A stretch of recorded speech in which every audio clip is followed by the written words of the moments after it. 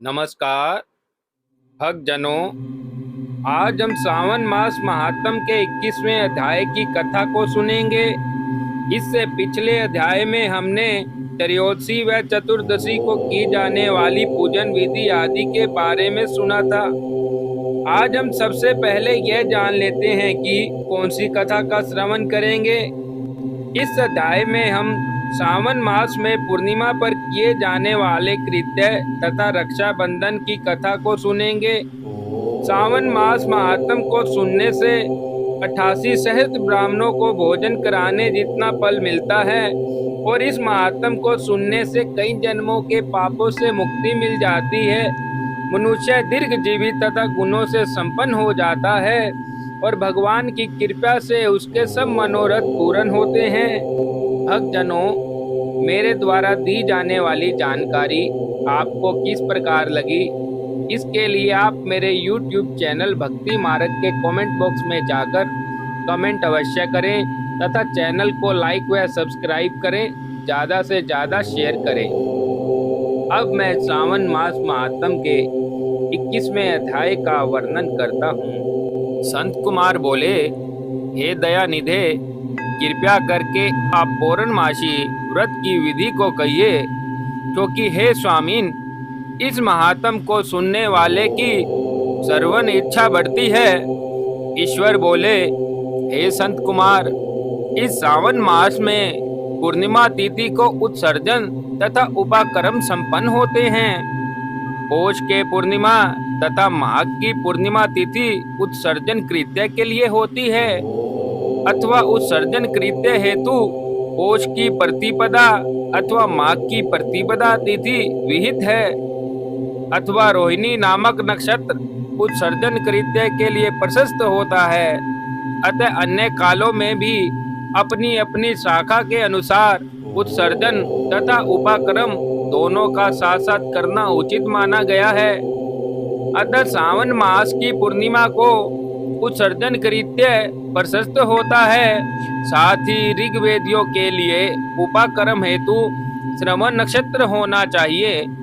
चतुर्दशी पूर्णिमा अथवा प्रतिपदा तिथि में जिस दिन श्रवण नक्षत्र हो, उस दिन ऋग्वेदियों को उपाकर्म करना चाहिए। यजुर्वेदियों का उपकर्म पूर्णिमा में और सामवेदियों का उपकर्म हस्त नक्षत्र में होना चाहिए। शुक्र तथा गुरु के अस्त काल में भी सुख पूर्वक उपाकर्म करना चाहिए, किंतु इस काल में इसका प्रारंभ पहले नहीं होना चाहिए, ऐसा शास्त्रविदों का मानना है। ग्रहण तथा संक्रांति के दूषित काल के अनंतर ही इसे करना चाहिए। हस्त नक्षत्र युक्त पंचमी तिथि में भी अथवा भाद्रपद पूर्णिमा तिथि में उपाकर्म करें। अपने अपने ग्रह सूत्र के अनुसार उत्सर्जन तथा उपाकर्म करें। अधिक मास आने पर इसे शुद्ध मास में करना चाहिए। यह दोनों कर्म आवश्यक हैं। प्रत्येक वर्ष इन्हें नियम पूर्वक करना चाहिए। उपाकर्म की समाप्ति पर सभी जातियों के विद्यमान रहने पर स्त्रियों को सभा में सभा दीप निवेदन करना चाहिए। उस दीपक को आचार्य ग्रहण करे या किसी अन्य ब्राह्मण को प्रदान करें। दीप की विधि इस प्रकार है। स्वर्ण, चांदी अथवा तांबे के पात्र में सेर भर गेहूं भरकर गेहूं के आटे का दीपक बनाकर उस दीपक को जलाएं। वह दीपक घी से अथवा तेल से भरा हो और 3 बत्तियों से युक्त हो। दक्षिणा तथा तांबूल सहित उस दीपक को ब्राह्मण को अर्पण कर दें। दक्षिणा तथा तांबूल से युक्त होकर यह उत्तम सभा दीप मैंने देवो देव को निवेदित किया है। मेरे मनोरथ अब पूर्ण हो। सभा दीप प्रदान करने से पुत्र पौत्र आदि से युक्त कुल उज्ज्वलता को प्राप्त करता है और यश के साथ निरंतर आगे बढ़ता है। इससे करने वाली स्त्री दूसरे जन्म में देवांगनाओं के समान रूप प्राप्त करती है। वह स्त्री सौभाग्यवती हो जाती है और अपने पति की अत्यधिक प्रिय पात्र होती है। इस प्रकार 5 वर्ष तक इसे करने के पश्चात उद्यापन कर देना चाहिए और अपने सामर्थ्य के अनुसार भक्ति पूर्वक दक्षिणा देनी चाहिए। हे संत कुमार, यह मैंने आपसे सभादीप का शुभ महात्म कह दिया है। हयग्रीव का अवतार उसी तिथि में कहा गया है, अतः इस तिथि में हयग्रीव जयंती का महोत्सव मनाना चाहिए। उनकी उपासना करने वालों के लिए यह उत्सव नित्य करना बताया गया है। श्रावण पूर्णिमा के दिन श्रवण नक्षत्र में भगवान श्री हरि हयग्रीव के रूप में प्रकट हुए और सर्वप्रथम उन्होंने सभी पापों का नाश करने वाले सामवेद का गान किया। इन्होंने सिंधु और वित्सता नदियों के संगम स्थान में श्रवण नक्षत्र में जन्म लिया था। अतः श्रावणी के दिन वहां स्नान करना सभी मनोरथों को पूर्ण करने वाला होता है। उस दिन वहां चक्र तथा गदा धारण करने वाले विष्णु की विधिवत पूजा करनी चाहिए। इसके बाद साम गान का श्रवण करें, ब्राह्मणों की हर प्रकार से पूजा करें और अपने बंधु बांधवों के साथ वहां क्रीड़ा करें तथा भोजन करें। स्त्रियों को चाहिए कि उत्तम पति प्राप्त करने के उद्देश्य से जल क्रीड़ा करें। उस दिन अपने अपने देश में तथा घर में इस महोत्सव को मनाना चाहिए और हयग्रीव की पूजा करनी चाहिए और उनके मंत्रों का जप करना चाहिए।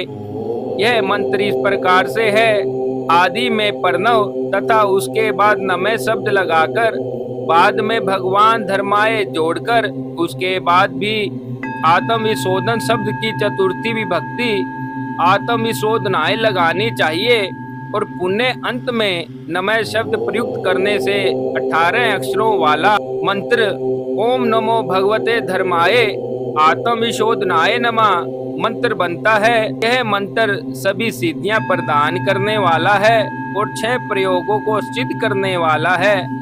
इस मंत्र का 18 लाख अथवा 18,000 बार जप करना चाहिए। इस प्रकार करने पर हयग्रीव प्रसन्न होकर उत्तम वांछित फल प्रदान करते हैं। इसी पूर्णिमा के दिन रक्षा बंधन मनाया जाता है, जो सभी रोगों को दूर करने वाला तथा सभी अशुभों का नाश करने वाला है। हे मुनि श्रेष्ठ, इसी प्रसंग में एक प्राचीन इतिहास को सुनिए। इंद्र की विजय प्राप्ति के लिए इंद्राणी ने जो किया था, अब मैं उसे बता रहा हूँ। पूर्वा काल में 12 वर्षों तक देवासुर संग्राम होता रहा। तब इंद्र को थका हुआ देखकर देवी इंद्राणी ने उन सुरेंद्र से कहा, हे देव, आज चतुर्दशी का दिन है, प्रातः होने पर सब कुछ ठीक हो जाएगा। मैं रक्षा बंधन अनुष्ठान करूंगी, उससे आप अजय हो जाएंगे। और तब यह ऐसा कहकर इंद्राणी ने पूर्णमासी के दिन मंगल कार्य संपन्न करके इंद्र के दाहिने हाथ में आनंददायक रक्षा बांध दी।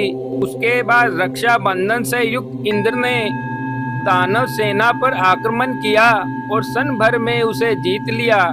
इस प्रकार विजयी होकर इंद्र तीनों लोक में पुनः प्रतापवान हो गए।